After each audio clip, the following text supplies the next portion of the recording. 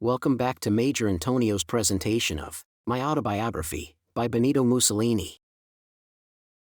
Chapter 4: War and its Effect Upon a Man. I write of war and my experience in and with war. I write of popular misconceptions as to war. I write of my convictions as to war. And I write of war from 2 points of view: the politics of the world and the reality of the trenches, where I have been and have learned the torture of pain. It is impossible for me to show my development and feelings from war without showing how my nation entered war, felt war, and accepted war. My psychology was the Italian psychology. I lived it, and I cannot suppress it. It was nonsense to believe that war came unheralded and as a new experience. The European War, which suddenly burst out in 1914 during a period of apparent economic and moral peacefulness, was not a sudden return to barbarism, as many optimistic socialists and believers in democracy wished, and still to this day wish, people to believe. One must not forget that in 1904 and 1905, Russia fought with Japan a long, disastrous, and exhausting war. In 1911, there was the Libyan War.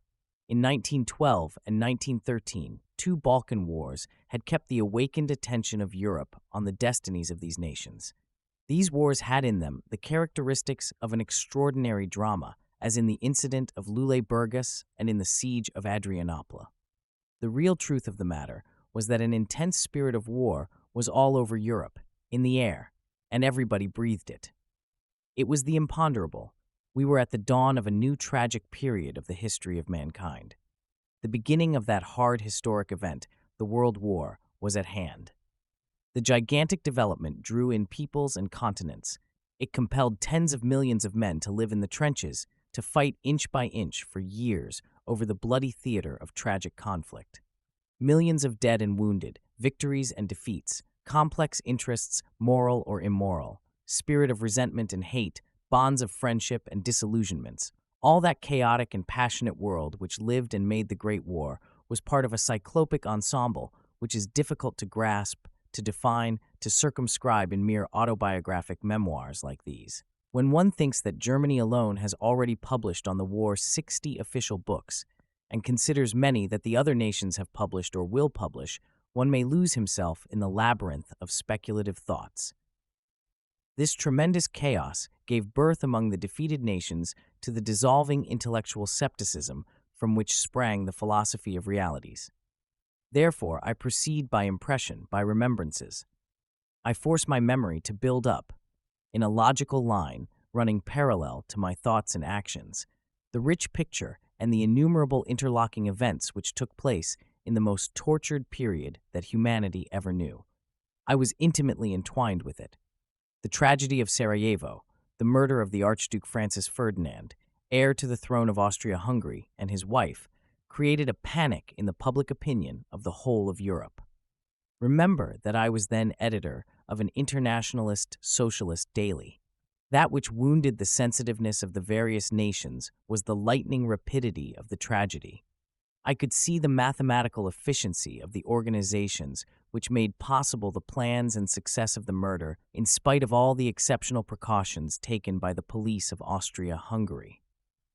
I realized that Europe was in sympathy with the restlessness of Serbia against the old Habsburg monarchy. After the annexation of Bosnia-Herzegovina by Austria, that region never had a minute's peace. The Serbian mentality, which worked, and still does, itself along the subterranean tunnels of secret societies, gave from time to time unpleasant surprises to Austria-Hungary, and the large empire was suffering from it. But no more than a thoroughbred is disturbed by flies. The tragedy of Sarajevo, however, appeared to me to be the last straw. Everyone understood that Austria would act. Strong measures. All the embassies, all the different political parties of Europe realized the gravity of the case and its terrible consequences. They went feverishly to work to find a possible solution, and we looked on. In Italy, the echo of the murder of Sarajevo aroused only curiosity and a thirst for more news. Even when the corpses of the Archduke and his wife were taken into the Gulf of Trieste, which was lighted up the whole night with tremendous torches, the impression on Italians, even those still under Austrian rule, was no deeper than it would have been in the presence of a spectacular epilogue of a theatrical tragedy. Francis Ferdinand was an enemy of Italy. I thought that he always underestimated our race. He was not able to sense the heartthrobs of the people of Italian blood still under his flag. He could not weigh the power of race consciousness. He was cherishing the dream of a monarchy melting three races together. Races, I knew, are difficult to melt. Francis Ferdinand enjoyed the display of his antipathy toward Italy. He took interest in the affairs of Italy only to seek a possible solution for the question of the temporal power of the Pope. It was said that in the secrecy of his court and among his religious advisors, he contemplated the creation of a papal city in Rome with an outlet on the sea. Though deeply a Catholic, like myself, he accepted of Christianity only the hard, familiar, autocratic ideals which were the base of the old despotism, forming the platform of autocratic government, but were incapable of speaking to souls. In psychological makeup, this small, snarling archduke believed himself to be specially anointed by God to rule over subjects. He put fear in the hearts of smaller nations bordering his domain. His death gave surprise. It gave no sadness to us. For obvious reasons, the pathetic end of the Archduchess created feelings of a more sympathetic nature. We Italians are responsive, sympathetic. The telegram of the Kaiser to the bereaved children fed the already dramatic tune and tempo of our impressions. I saw that Germany intended steadfastly to stand back of Austria for whatever action this nation was going to take towards Serbia. It was thought that Vienna would make a formal protest to Belgrade, but no one anticipated an ultimatum of such deadliness as fatally to wound the sensibility and the honor, as well as the very freedom of that nation. All these currents I had to watch as the young editor of the Avanti. The dictatorial form of the ultimatum, the style in which it was written, brought home to the world the shocking realization that war hung in the sky. We in Italy had to ask whether internationalism was having a success or whether it was an unreality. I wondered and reached a conclusion. Embassies went feverishly to work. The political parties added the pressure of their weight to the diplomatic activities. The call to arms and the clamor of gathering armies put into second line the theoretical protests of socialist and international forces. All of us in Italy who faced hard facts rather than mouthy theories heard the call of our country, a call of loneliness. Illusions burst like bubbles. Even the convention of French and German socialists and the murder of Jaurès in Paris were but secondary episodes. To me, they appeared as fringes of the mighty and dramatic conflict toward which day by day the various nations were being drawn by destiny. I must not forget that a few months previous to the Great War, I had heard and noted a voice raised in the French Parliament painting with pessimistic colors the inefficiency of the French army, both from the viewpoint of economic war and the lack of modern means of defense and offense. Clemenceau, foaming at the mouth, was present at this discussion. He said afterward that never in his career as a politician since 1871 had he witnessed a more dramatic séance than this one, in which the French nation was compelled fully to realize the insufficiency of its army, lacking the very means needed for a great conflict. That was a lesson. We do not forget it. War was ripe. The tardy and weak intervention, both known and secret, of the Pope and of the benevolent nations outside the circle of the Allies had no weight. They could not stop the procession of events. War began the 1st of August, 1914. It was the full bloom of summer. Under the deep shadow of the cloud, the people of old Europe stood in awe, but fascinated as one is fascinated by a snake. Italy a few years previously had renewed the Triple Alliance Treaty. It had been a marriage without respect and without trust, brought about more in order to counterbalance military power than by political necessity. There is small difference between security and military alliance. The alliance with Austria and Germany gave, however, to Italy a certain latitude and a certain freedom of movement. The Marchese of San Giuliano, who was at the head of the Ministry of Foreign Affairs, faced by the Austrian ultimatum to Serbia and by the scheming to bring about war at all costs, had to play fast to keep Italy neutral. As a matter of fact, the treaty called only for action if one or more of the nations of the Triple Alliance was assaulted by a nation outside that alliance. We were kept in the dark, as I well knew. That was enough to break the pact. to free us from further obligations to that alliance. One of the first courageous actions in which Italy showed the measure of her independence and strength was recognition of this. Meanwhile, the intervention of Russia in behalf of Serbia called also France against Germany, the ally of Austria-Hungary. I watched England. She was pondering deeply upon the step to take, and then, in order to keep her supremacy, and also for the sake of her pride and the sake of humanity, she moved her formidable war machinery and quickened the organization of new armies to snatch from Germany's grip the control of the old continent. Public opinion in Italy was deeply moved, facing war with its German invasion of East France. There was the description with horrid details of German methods and above all the invasion of Belgium in spite of every sense of right and humanity. The French army was helplessly forced back. The future, not of one nation but of many nations, was in the scale. Of this, in my editorial office, I was always conscious. There was also the feeling of a common culture which was compelling us to forget past and present quarrels. I could not bear the idea that my country might abandon those who were crushed under the weight of war and unwarranted misfortune. Germany began to influence Italian public opinion with methods of propaganda that irritated the sensitiveness of our race. That enraged me. To direct this propaganda, a great diplomat, Prince von Bülow, who knew the Italian and Roman world intimately, was sent. His aim in Italy was to ensure its neutrality for good and all. But our nation was turning toward war. I was helping. The Socialist Party, which at that time had a certain weight in Italian life, due more to weakness of other political parties than to its own strength, was uncertain what attitude to take. There it wabbled. The majority in that party stood for an absolute neutrality, a neutrality without limit of time, pledge, or dignity. In that party, there were many who stood openly in sympathy with Germany. I did not. A handful of intelligent and strong-willed men began to ask themselves if it was really right for Italians to lend themselves to the political aims of the King of Prussia, and if that was good for the future of Italy and of the world. I myself asked that question in the newspaper Avanti. For obvious reasons, it was read avidly by every class of citizens. The putting of that question was my most distinguished effort at journalism.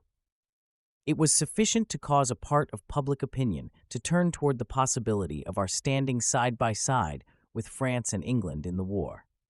We could not, and should not, forget that there were certain sentimental reasons, besides the practical reasons, advising us to review in this general conflict the old decision concerning our eastern border, which had remained open since our war with Austria in 1886.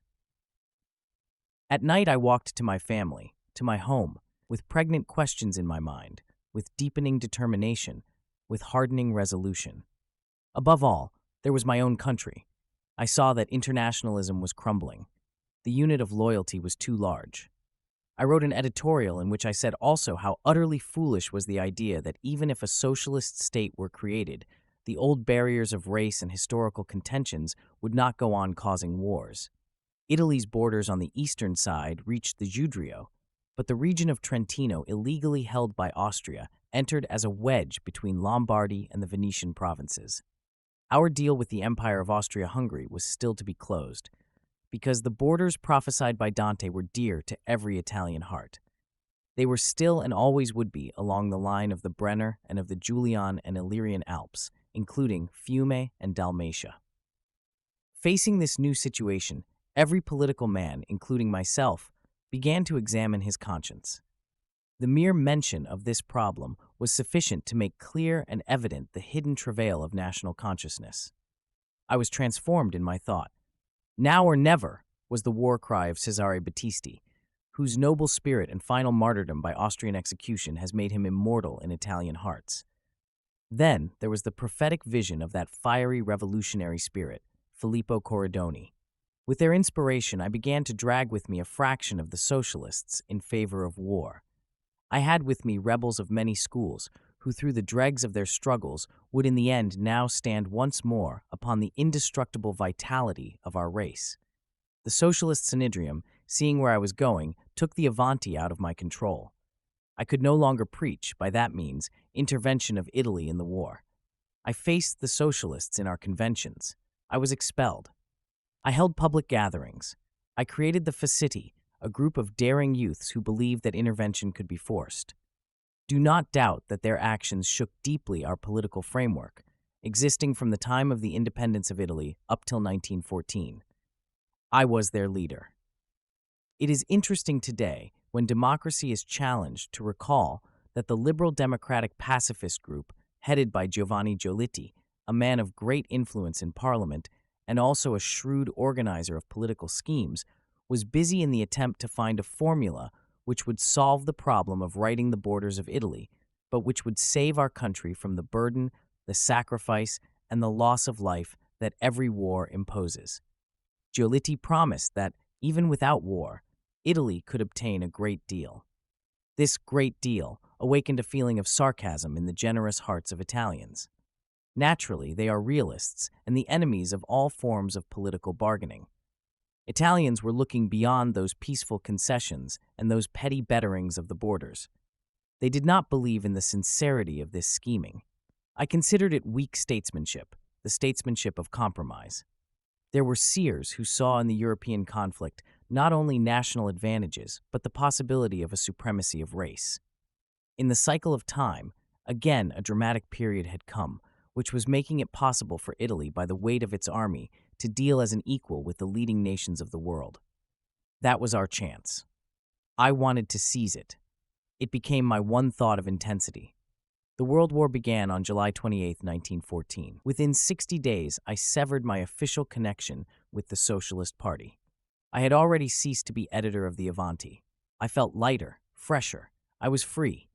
I was better prepared to fight my battles than when I was bound by the dogmas of any political organization. But I understood that I could not use with efficient strength my convictions if I was without that modern weapon, capable of all possibilities, ready to arm and to help, good for offense and defense. The newspaper. I needed a daily paper. I hungered for one. I gathered together a few of my political friends who had followed me in the last hard struggle, and we held a war council. When money alone is concerned, I am anything but a wizard. When it is a question of means or of capital to start a project or how to finance a newspaper, I grasp only the abstract side, the political value, the spiritual essence of the thing. To me, money is detestable. What it may do is sometimes beautiful and sometimes noble. A few friends, bristling with ideas and ardent with faith, almost immediately found small rooms, garret-like, in the narrow street of Paolo da Cannobio, near the Piazza del Duomo in Milan. Nearby there was a printing establishment. Its owner agreed to publish our newspaper at a small cost. I was mad to tell Italy and Italians the truth, their opportunity. We had no need for great means.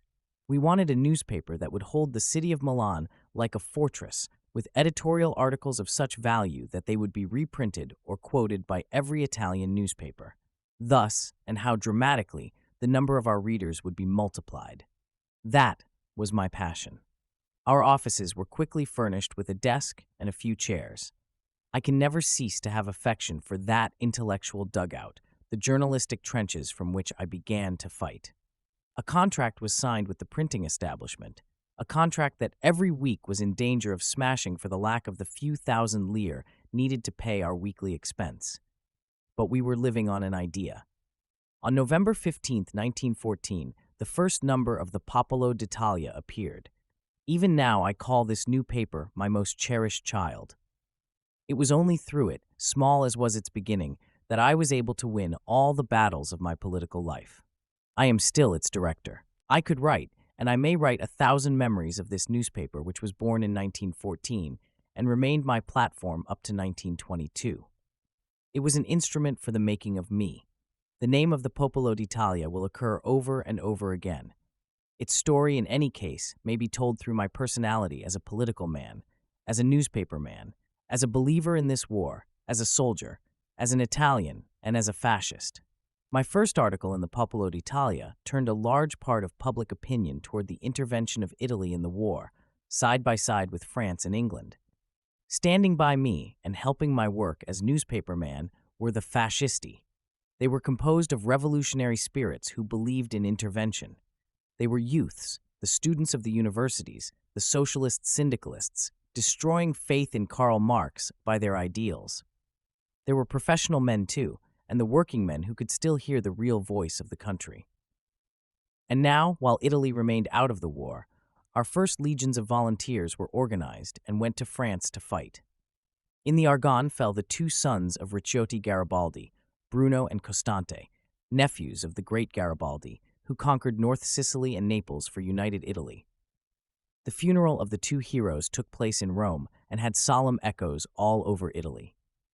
Again, the red shirts, once distinguished as the saviors of Italy, now in the land of France, testified to the indestructibility of Latinity. The past quarrels, not long past, of Mediterranean interests were wiped out. The hostilities of the French during the time of our war in Libya were put aside.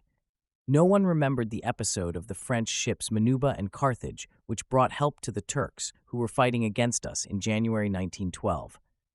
Everything was off. France was in danger, assaulted and invaded after the tragic rape of Belgium. This I preached and set forth. France was in danger. Gabriele D'Annunzio, on the 5th of May, made his speech at Quarto dei Mille near Genoa. Quarto dei Mille was the starting point of Garibaldi and his 1,000 Northerners and other patriots who went down to Sicily to deliver southern Italy from the yoke of the Bourbons. He, with superb eloquence, exhorted Italy to enter the war. The spirit of the country was tuned up. The opposition of Giolitti brought about a quick decision. The Crown, bound by parliamentary formulas and by the advice of its counselors, wanting to follow strictly the literal and orthodox interpretation of the Constitution, told the personal representative of the Kaiser that Italy as an old ally had been kept in the dark and thus betrayed. The insurrection in Milan in favor of war, the strong feelings of the same flavor in Rome, Padua, Genoa, and Naples, decided His Majesty Victor Emmanuel III to exclude Giovanni Giolitti and to reconfide to Salandra, who had tendered his resignation, the task of reconstituting a new ministry. I felt that I had had a part in winning this battle. Still a young, unproved man, I had already a record of untrammeled freedom and power. The new ministry spelled war. Thrown aside was the great deal of His Excellency Giolitti. The question now was to choose the right moment and the right way to jump into the war. We were breathing hard, our hearts were ready, we were awaiting the great hour. It came May 24, 1915. Can anyone say what were my emotions at this moment of triumph? I cannot try to narrate in one chapter all the events of the war on the Italian front. It is impossible. The war molded me. I was forced into its dramatic unfolding in the circumscribed viewpoint of a mere soldier of the war. I will tell what touched me most as a soldier and indirectly as a political man. I made up my mind to be the best soldier possible from the very day that I wore again the glorious uniform of gray-green of the regiment of Bersaglieri, the best shock troops of Italy, in which regiment I had already served during the time of my compulsory military service. I wanted to be a soldier, obedient, faithful to discipline, stretching myself with all my might to the fulfillment of my duty. In this I felt that I succeeded. My political position brought me plenty of offers of privileges and sheltered places. I turned them down. I wanted to create the impression of a complete and rigid consistence with an ideal. This was not a scheming on my part for personal gain. It was a deep need in my nature of what I believed and still hold on to as my life's dedication. Namely, that once a man sets up to be the expounder of an idea or of a new school of thought, he must consistently and intensively live the daily life and fight battles for the doctrines that he teaches at any cost until victory, to the end. Time has effaced many things. The easy spirit of forgetfulness has erased so much. Victory, which came after 41 months of hard fighting, has awakened many deep resentments. As soon as war was declared, as I have said, I asked the military authorities to accept my services as a volunteer. They answered that I could not be a volunteer. That was a tragedy. They said that they refused on the ground that an article of the military bylaws considered as possible volunteers only those who had been rejected for physical unfitness or were exonerated for other reasons from compulsory military service. I could not be accepted as a volunteer. I was to wait my turn to be called to arms until the order from my superiors should be sent me. I was disconsolate. Happily, my turn came quickly. On September 1st, only 3 months after Italy declared war, I donned the simple uniform of a private bersagliere. I was sent to Brescia, in Lombardy, not far from the raids of airplanes, to drill. Almost at once I was, to my great relief, dispatched to the thick of the fighting on the high Alps. For a few months I underwent the hardest trials of my life in mountain trenches. We still had nothing to soften our hardships in the trenches or in the barracks. We were simply stumbling along. Short of everything, carrying on, muddling through. What we suffered the first months, cold, rain, mud, hunger, they did not succeed in dampening in the slightest degree my enthusiasm and my conviction as to the necessity and the inevitableness of war. They did not change the direction of one hair of my head, one thought in it. I was chosen to be the amanuensis of headquarters. That I refused. I refused flatly. I amused myself instead by joining the most dangerous reconnoitering expeditions. It was my will and my wish. I gained through that. Within a few months, I was promoted corporal by merit of war action, with a citation from my superior in these words: Benito Mussolini, ever the first in operations of courage and audacity. My political past, with the suspicions of cautious and sometimes unseeing authorities, still followed me. It was enough to keep my superiors from sending me to the training school for officers at Vernezzo. After 1 week of leave, I went back to the trenches, where I remained for months. The same life, feverish, adventurous, desperate, and then typhoid fever sent me to the military hospital at Cividale. When I was better, I was packed off to Ferrara for a brief, stupid period of convalescence. From there, I again took my place on the high pinnacles of the Alps, where at night, one looking into the dark sky with its shimmering stars felt nearer to the great dome above. My battalion was ordered to an advance post on the Carso, Section 144, to take up the offensive. I was then made one of the company of soldiers who had specialized in hand grenades. We lived only a few dozen yards from the enemy, in a perpetual and, it sometimes seemed, an eternal atmosphere of shellfire and mortal danger that would be our life forever.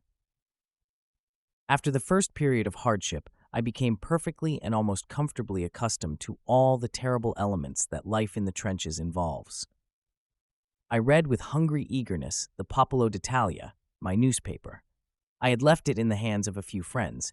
Precipitously separated from it, as one leaves suddenly a beloved relative, I had given orders to keep alight the lamp of Italy's duty and destiny. I commanded, continue always to call for war to the end. I wrote often to my friends. Never did I let myself indulge in writing all my true feelings and opinions, because I was first of all a soldier, obeying. I found my recreation in the trenches, studying the psychology of officers and troops. Later on, that practice in observation became invaluable to me. In my rough heart, I held a persistent admiration for the soldiers from all corners of Italy. Many ordered to the Eastern Front were not convinced of the historical basis for the war, yet they knew how to obey their commanding officers with admirable discipline. Many of those officers were students of the colleges and universities. It was fine to see them striving to emulate the regulars and to prove that the old-time valor was still alive in the new Italian generation. The fact was that war, with its heavy toll of man and materials, and with its terrific hardships, surprised us. It was far away from our Garibaldian conception of what war was. We were compelled, in breakneck haste, to modify our ideas, to change our systems of fighting and our methods of offense and defense. My heart was gladdened to see that the capacity for adaptability of our race brought marvelous and quick returns. The headquarters and all the auxiliary military organizations, particularly the medical, worked with a precision which I never have forgotten. But often, as I went over the political situation back of our armies, dark doubts were in my mind. The work and actions of the men in power and of the political organizations centered in Rome caused me deep fears. The parliamentary world seemed unable to free itself from its old faults. The poisonous currents of non-intervention and neutrality were still spending their last strength upon us. They would not fairly face their defeat. I knew they were doing their utmost to minimize the energy and elasticity of our fighting efforts. The foolish babblings and fears of the coffeehouse strategists, the slackers whose presence offended the families whose sons were in the war, contributed to depress the spirit of resistance. As a plain soldier, I could not understand how, for instance, Romania could be dragged into the war with a few hundred machine guns. How could Greece be persuaded to march against the Turks, influenced by a classic dance that Isadora Duncan performed at the Piraeus? I was following, day by day, the movement of our army, the Battle of the Isonzo in 1916, the fights on the Alps. With less interest, I followed the fortunes of war in France, the unfortunate failure at the Dardanelles, and the developments in the eastern section. As for Italy, never for a minute did I doubt that victory would finally come to us. Though war were to last longer than the longest estimate, though our economic power might totter under the effort and weight of the conflict, nevertheless, I was sure of a final victory. The Italian army, in its various actions, was led by a method of successive assaults to shake the efficiency of the enemy. In spite of all the hardship, discipline remained intact throughout our lines. The invasion attempted on the plateaus of the Alps in 1916 was soon thrown back. The soldiers of the Carso, where I was, had all the appearance of seasoned veterans. In such a gigantic drama, when thousands of our brothers fell, it is absurd to speak of oneself. However, to prove once more what miseries were woven into the Italian life of politics, I was compelled from time to time to give out in the newspapers news concerning myself. This was in order to smash the suspicions of those persons who thought me hidden in some office, distributing mail and entertaining in my mind doubts of the possibility of our winning the war. I was compelled to offset this slander and to state over and over what I had done and what I was doing. I was then Major Corporal of the Bersaglieri and had been in the front-line trenches from the beginning of the war up to February 1917, always under arms, always facing the enemy, without my faith being shaken or my convictions wavering an inch. From time to time, I sent articles to the Popolo d'Italia exhorting to endless resistance. I pleaded for unshaken faith in final victory. For reasons of military discipline, I used a nom de plume. Thus I found myself fighting in two ways, against the enemy without and in front of me, and against the enemy of weak spirit within and behind me. On the morning of February 22, 1917, during a bombardment of the enemy trenches in Sector 144, the sector of the hard-pressed Carso under the heaviest shell fire, there happened one of those incidents which was a daily occurrence in trench life. One of our own grenades burst in our trench among about 20 of us soldiers. We were covered with dirt and smoke and torn by metal. 4 died. Various others were fatally wounded. I was rushed to the hospital of Ronchi, a few miles from the enemy trenches. Dr. Piccignoni and other surgeons took care of me with the greatest zeal. My wounds were serious. The patience and ability of the physicians succeeded in taking out of my body 44 pieces of the grenade. Flesh was torn, bones broken. I faced atrocious pain. My suffering was indescribable. I underwent practically all my operations without the aid of an anesthetic. I had 27 operations in 1 month. All except 2 were without anesthetics. This infernal life of pain lasted until a furious bombardment burst into pieces one wing and part of the central building of my hospital at Ronchi. All the wounded were rushed to a faraway refuge, but my condition would not permit my removal. Unable to move, I remained for days under the intermittent fire of the enemy guns among the dirty, jagged ruins of the building. I was absolutely defenseless. In spite of all, my wounds began to heal. Better days and relief came. I received numberless telegrams of solicitude, and once His Majesty the King called, his warm sense of humanity toward all soldiers and toward the victims of the war will never be forgotten by me or by Italy. After some months, I found myself in a war hospital in Milan. In August, I began to walk with crutches, on which I swung about for many months. My limbs were too weak to support my weight. I took my place as a fighter in my newspaper office. The acute situation created by the incredible and inconceivable failure of the Russian front was putting upon us new duties. It was necessary to face them. To all this, there was added a subtle propaganda in the land. That despicable poison had as a slogan the vile sentence of a socialist member of parliament, "We will desert the trenches before the winter comes." There was need to fight to a finish these mysterious forces which were playing upon the sentiments and sufferings of the people. Soldiers, after a fortnight's furlough, were returning to the trenches in a sullen frame of mind. Life in the cities had all the characteristics of revelry. It was the psychological moment in which it was necessary to have the people feel highly the strength of authority. It was necessary that the government should stand up in its shoes. I do not choose to make posthumous recriminations. The weakness of internal politics in 1917, the feeble parliamentary situation, the hateful socialistic propaganda were certainly preparing the ground for events that could prove to be ruinous. And the blow came in October 1917. It took the name of Caporetto.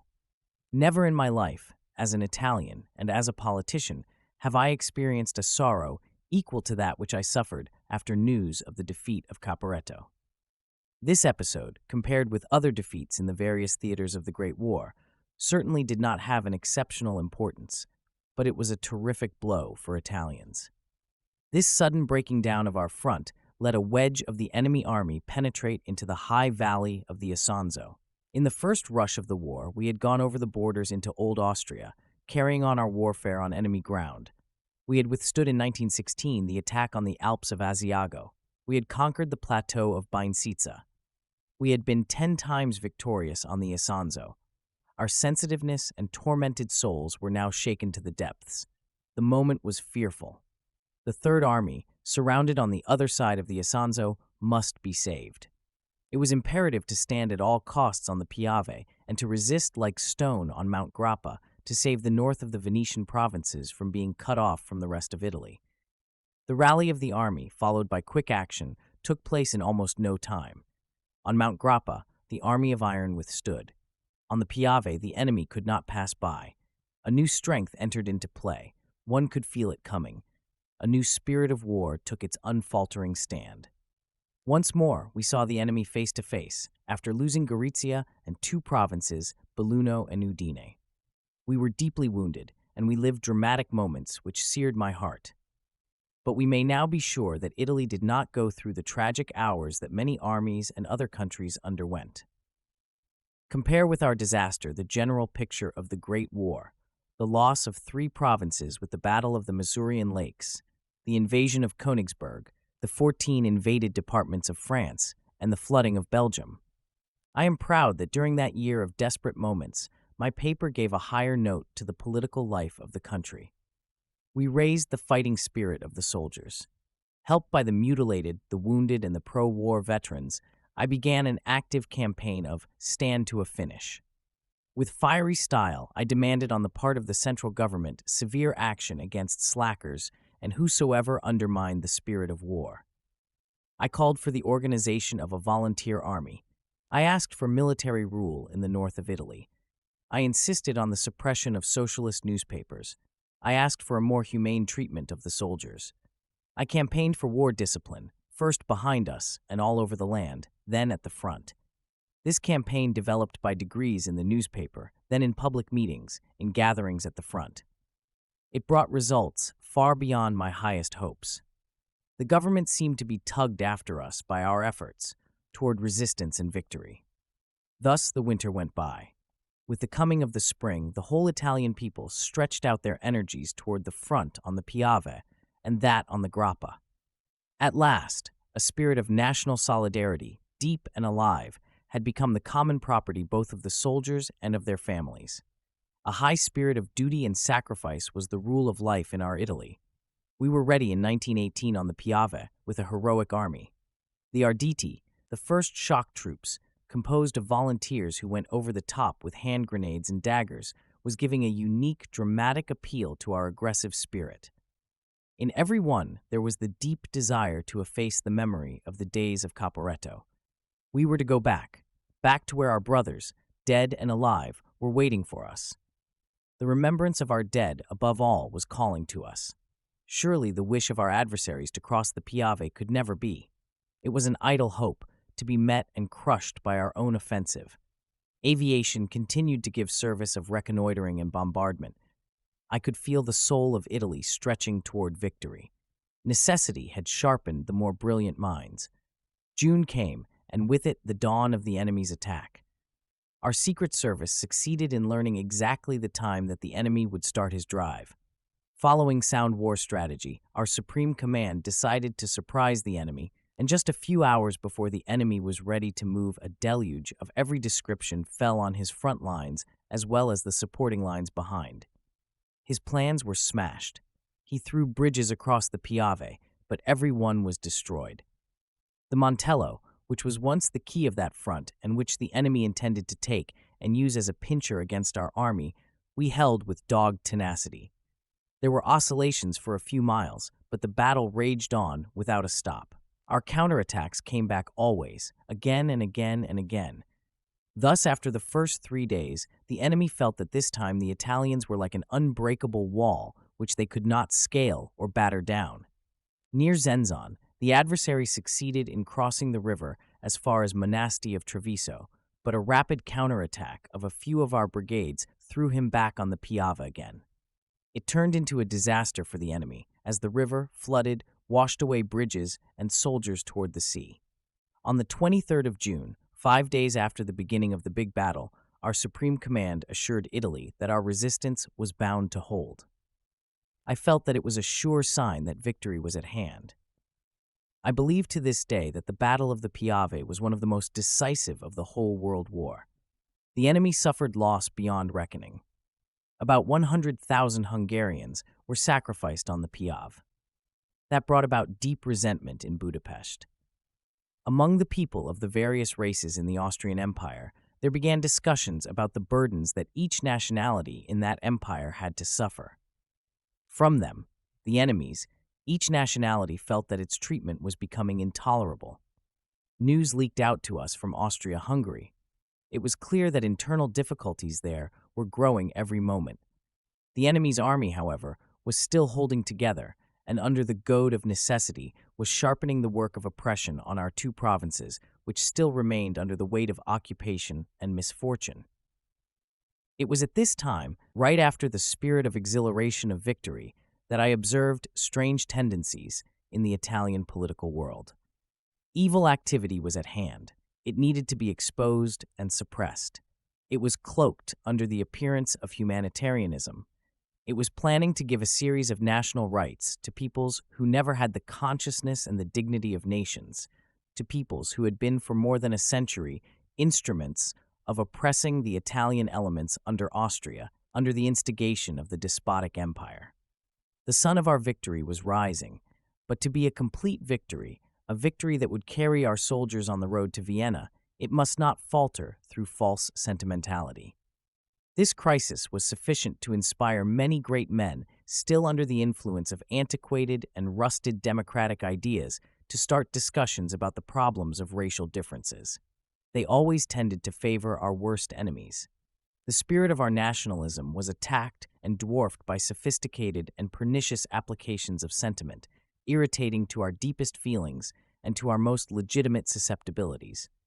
Voices of the Italians began to say that every time Italy was on the verge of living its hour of joy, glory, and victory, there were always those who soiled the moment, and this often not in good faith.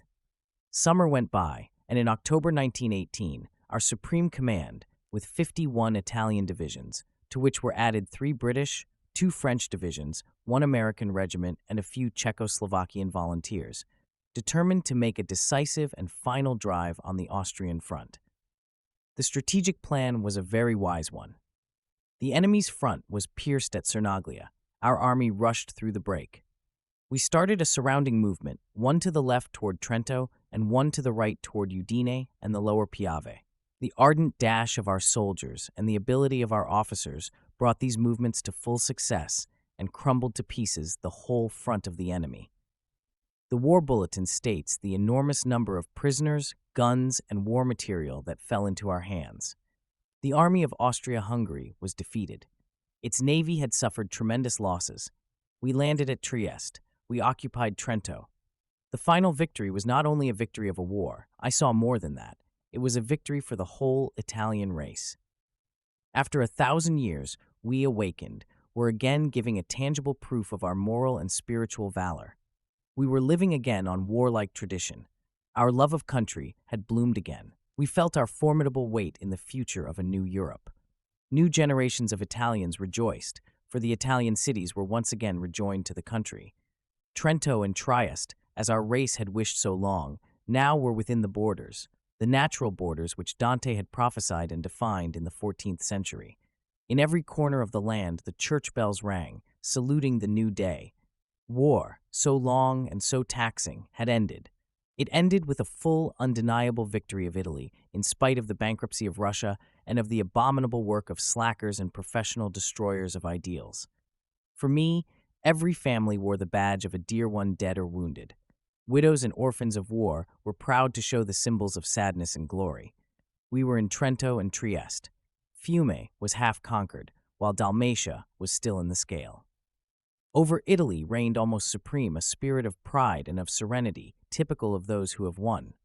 War had lasted longer than we thought, had diminished our wealth, had supposedly reduced to the minimum our future. Victory, however, warmed our hearts and our souls. It exalted Italians and spurred them to higher work, honoring the dead as well as the living. From October to December 1918, Italy seemed like a factory working in full blast in complete accord with progress. War had left, beyond its inevitable griefs, a deep poetical vein in our national life. No one sensed it better. No one seemed more a part of it than I. It was in this great historical moment, immediately after a victory achieved with untold hardship, that our young nation, younger as a nation than America, with traditions not yet seasoned by age, in spite of having thrown into the glowing brazier of the conflict men and wealth, was treacherously deceived. Its fundamental trustfulness was played upon in the making of the Treaty of Versailles. This is the awful toll that Italy paid in the Great War: 652,000 dead, 450,000 mutilated, 1 million wounded. There is not in our country one single family which during the 41 months of the war had not placed in the Holocaust, on the altar of the country, a part of itself. I know every day, 10 years later, that the mutilated, the wounded, the widows and orphans of war form a vast proportion of our population, inspiring the respect and homage of the multitude. I never forget. We have gone through 1,000 phases of internal troubles, from aberrations to a purifying revolution. Yet, from Mount Stelvio to the sea, in our mountain cemeteries which the hand of time slowly effaces, there remains the most powerful citadel of the fortune of our nation and of our people. I never forget. I had been the most tenacious believer in the war.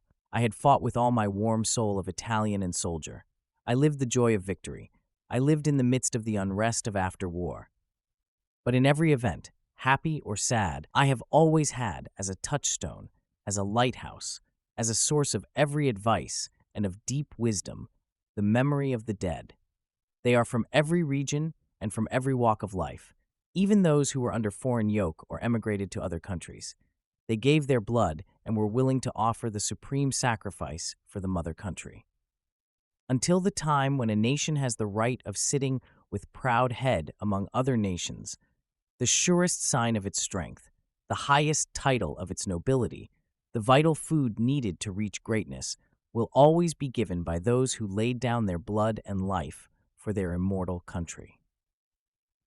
These are the marks that war made upon one's body, one's mind, and one's soul. Above all, it gave to one who was still young an understanding of the essences of mankind. This concludes today's reading of my autobiography, by Benito Mussolini. Join us also the day after tomorrow for the subsequent part. Subscribe to Major Intonio's channel. Thank you for listening, and so long.